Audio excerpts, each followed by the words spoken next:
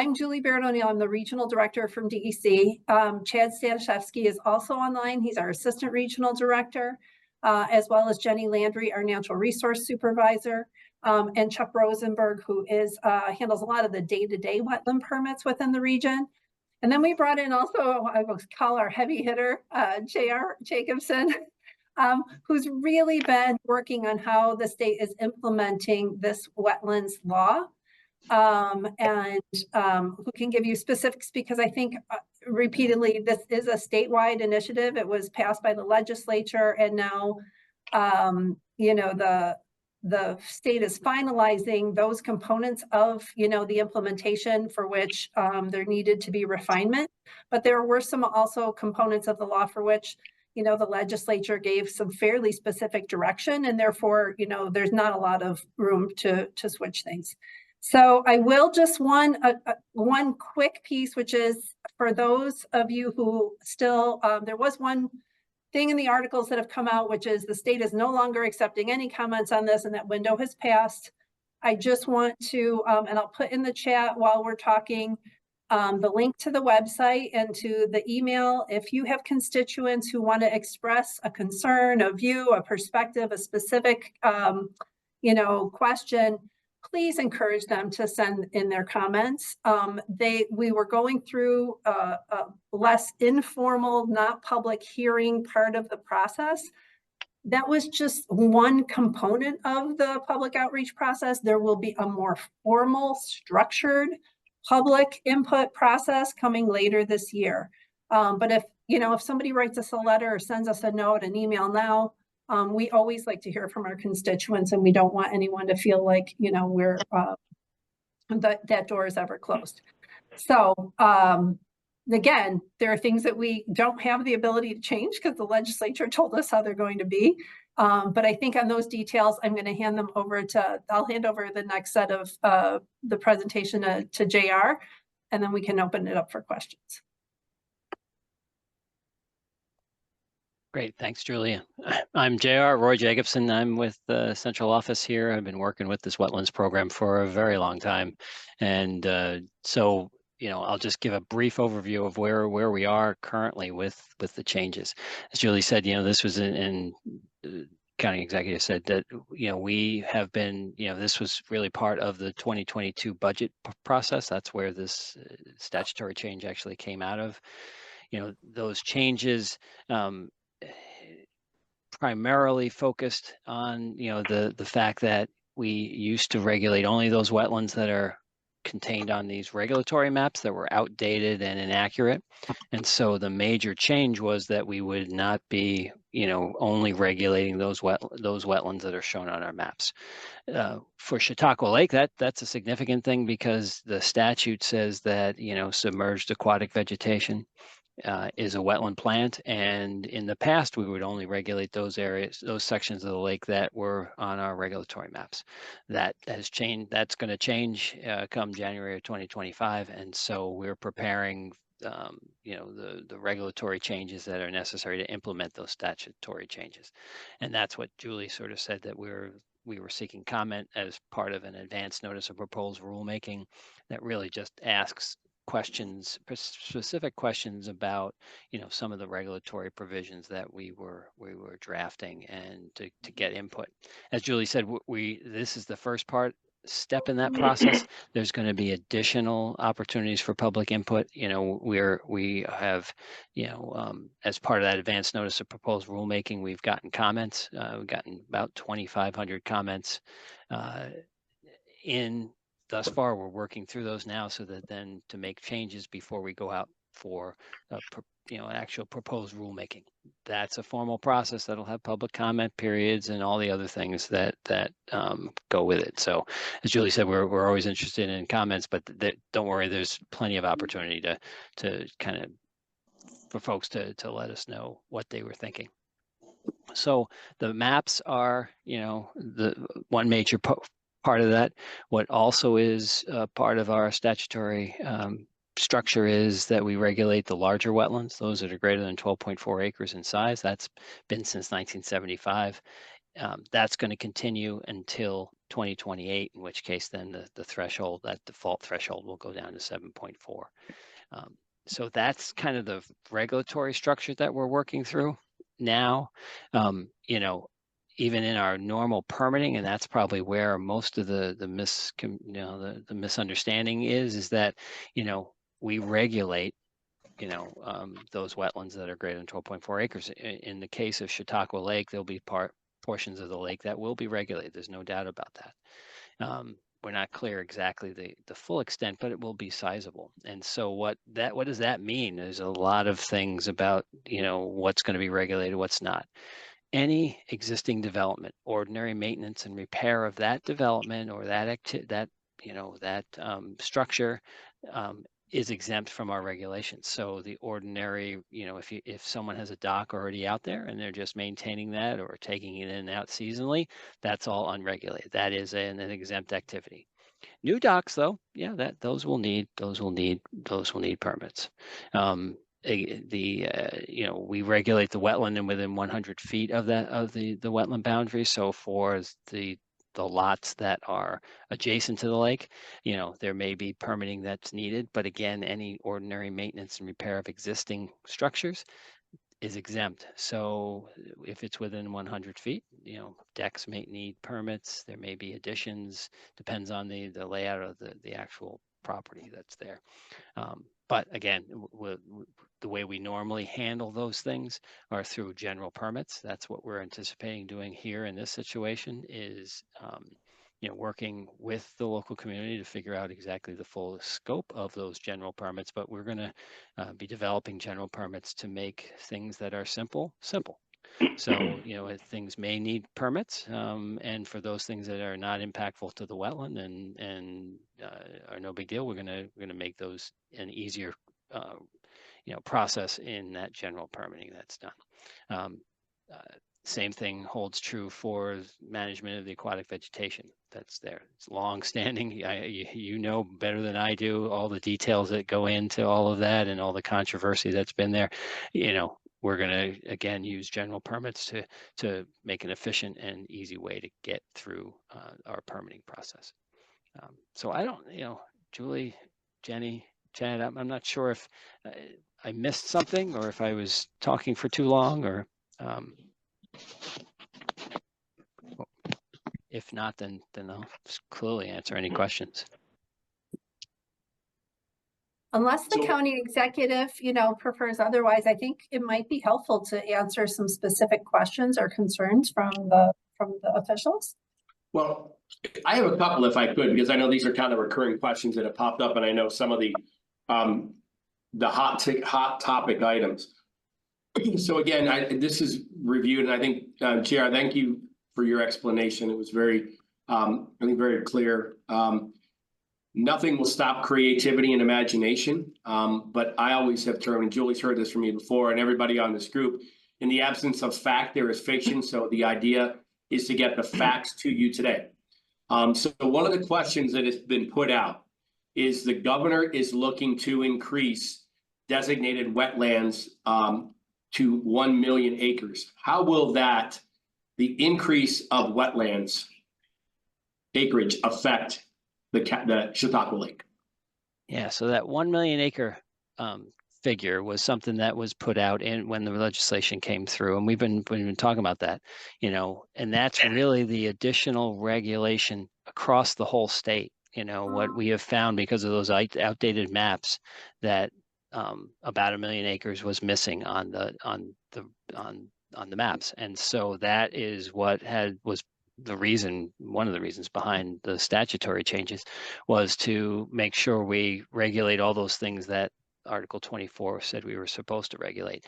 We're not creating new wetland. I mean, that is a separate process. This is just a regulatory program to protect the existing wetlands that are on there on the landscape.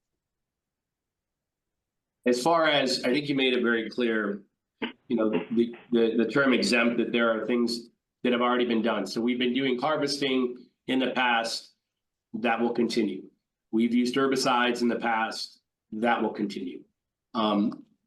The use of boats, I know one of the pieces out there that's gone into social media is there will be a limitation in or prohibition of boat usage or motorboat usage in the southern basin. Responses to that. Yeah, completely exempt use of motorboats, completely exempt from the regulations. At this time, I'll leave the floor up to everybody else. Go ahead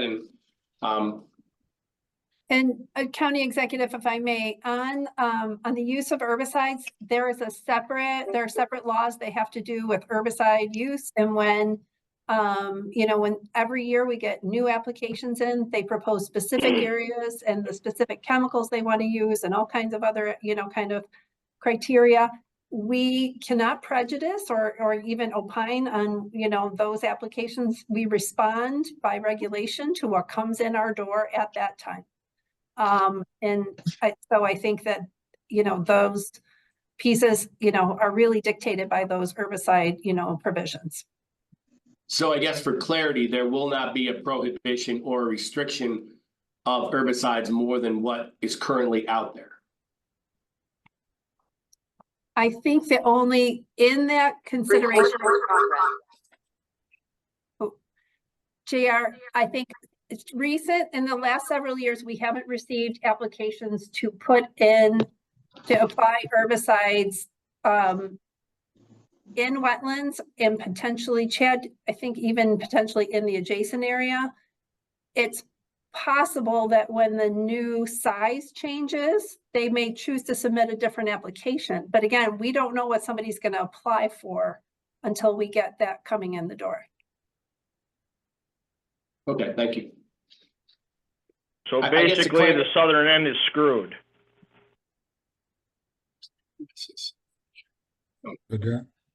Say that again. I'm sorry. I said, so basically the southern end of the lake is screwed when it comes to the herbicides. Mr. Mayor, I think if you listen, we've already had applications. There will not be a prohibition of herbicide use based on these new maps. So to answer your question, and Julie and Chad, you're more in lines with this. I don't believe that statement's correct. The South Basin is going to be screwed when it comes to herbicide application. Yeah, I mean, that's correct. The current applications are to really control invasive species. There would still need to be an Article 24 application submitted with the aquatic herbicide application. But really our review of those applications would remain the same. So what we would still use the same criteria in determining what areas are approved for treatment and what areas are not approved for treatment.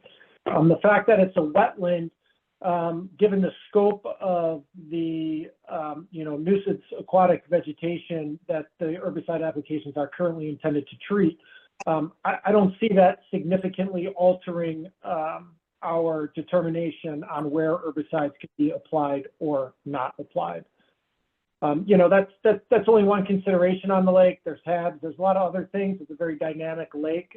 This is really just one more, this is really just one more layer that's already part of our evaluation of proposals. Ultimately, I don't expect it to actually change our approach to approval of this. Well, see, the marinas I have here on the waterfront extend down the Chautauqua quite a distance. So these marinas would like to see herbicide, and being that now everything's going to have to be rezoned, I don't know. I just don't agree with this whole thing. I guess this, Mike, one of the things is what the DEC calls the vegetation description of wetlands includes all the weeds that we have in the lake, whether they're native or not native. It lists them all, and they're in water from 2 feet to 15 feet. We just want to make sure we'll still be able to treat them areas that have them weeds. Yeah. Well. JR, do you want to respond a little bit about what the process would look like? Yeah, and so, that's where I was talking about these general permits for the Article 24. Chad was talking about the aquatic pesticide permits that we've been looking at for years, and Right. now it's going to be an additional layer of the Article 24 permit as well. And that's where I think these general permits will be the easiest way to make this simple and straightforward for folks. We still have our aquatic pesticide permit that has to be issued, but what I envision is having a general permit that allows the treatment of wetlands, treatment of vegetation in a wetland in an adjacent area, as long as it meets the aquatic pesticide permit requirements, because there's a whole host of label directions and other things that are necessary to address there. But I think the primary way that we'd address the new situation is with general permits. The only other question I have is fish exclusion zones. Will they grow with the new wetlands? Because when we started in 2017, I don't believe we had any. And every year we've continued to get more. Do you think that will continue to grow? Well, I don't know about those fish exclusion zones because that's not my program, but I can tell you with the wetlands program is that, I don't envision any changes because of this. Okay. Thank you. Yeah, I can speak a little bit to the fish exclusion zone. So really obviously Chautauqua Lake has a tremendous fishery, and this is totally separate from the wetland dialogue. But, our fisheries folks, one of their jobs is to make sure that they protect the fishery in Chautauqua Lake. So really how those fish zones came about every year, not every year, but there would be applications, herbicide applications submitted it seemed to me as though we were kind of making it up every year as to what, where you could apply, where you couldn't apply. So I actually asked our staff to come up with, listen, we need to give them some flexibility in terms of where they can treat or at least some certainty into where they can treat and where they can't treat. So we actually came up with these fish exclusion zones so that it would provide some certainty in saying, hey, listen, these are the areas that are critical for fish spawning and for fish habitat. You need to stay away from those areas. But the remainder of the lake, if you meet the other criteria, we won't prevent you from a fish habitat standpoint from applying herbicides in those locations. So really, that came about to provide some flexibility and some certainty for those who are submitting herbicide applications. They haven't really grown and they haven't really changed every year. There was some mapping issues that came about. And there was a 100-foot buffer that was not added to the original maps that should have been. So it may seem like they're changing every year, but to be honest with you, the core critical habitats have not changed since 2017, once we corrected the mapping issues. Thanks, Chad.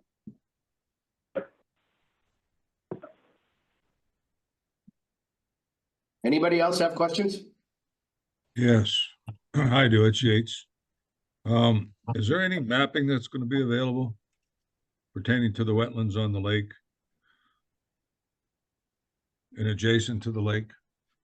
JR? Yeah, the mapping, our regulatory maps, like I said, we're going to break that link. And what we do have is a memorandum of understanding or agreement with Cornell University. They're producing maps statewide to give potential locations for wetlands. They're not going to be necessarily the regulated ones nor the unregulated ones. It's just they're doing a overview of the whole state and come up with maps. Now, how that's going to impact Chautauqua Lake is I don't know right now. I mean, we're just early on in that stage. The maps will be available in November, October, November timeframe is when we're supposed to get those. What I'm not clear on is for things like Chautauqua Lake where we have submerged vegetation. I'm not sure how precise or how accurate they will be for those. I know they're going to be, they're focusing right now on forested wetland, other wetlands like that. So with something like Chautauqua Lake, I'm not sure how helpful they'll be for that.